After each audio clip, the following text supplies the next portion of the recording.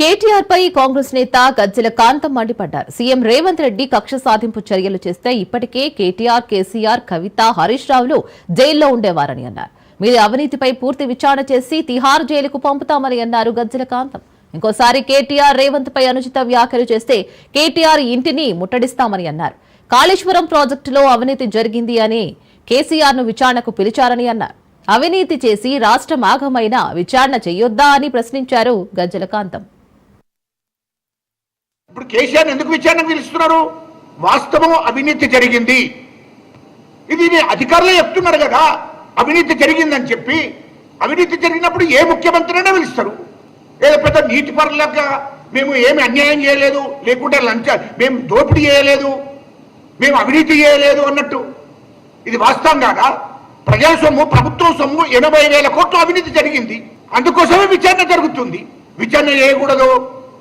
విచారణ చేయకూడదు జాతిపిత అనుకుంటున్నామేది? మీ కేసీఆర్ అంటే జాతిపితనేది?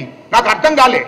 తెలంగాణ మీ అబ్బ సొత్తు అన్నట్టు, లేకపోతే తెలంగాణ మీ అయ్యే జాగిరి అన్నట్టు ఇష్టం వచ్చినట్టు మాట్లాడితే పడడానికి ఎవరైనా సిద్ధంగా ఉన్నారనుకుంటున్నామేది? కేటీఆర్ నోరు దగ్గర పెట్టుకొని మాట్లాడు. నీకు నయం మా ముఖ్యమంత్రి గారు నీతి నిజాయితీగా ఓ కమిషన్ వేసి దాని మీద విచారణ చేపిస్తున్నాడు. లేకుంటే తెలంగాణ ప్రజలు రేపొద్దుగల గ్రామాల నుంచి కదిలి 1,000 మంది 1,00,000 మంది కదిలి మీ కుటుంబాన్ని తరిమేస్తారు ఈ రాష్ట్రం నుంచి. అంత అవినీతి చేశారు మీరంతా. అది గుర్తుపెట్టుకొని మాట్లాడండి.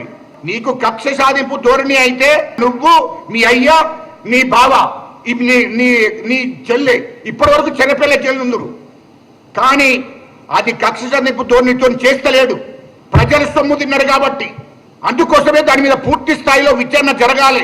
జరిగిన తర్వాతనే, వాస్తవాలు తేల్చిన తర్వాతనే, ఇది ప్రజలకు వివరించిన తర్వాతనే మిమ్మల్ని తిహార్ జైలుకు పంపాలనే ఆలోచన ఉన్నది. ఇప్పుడు కేసీఆర్ ఎందుకు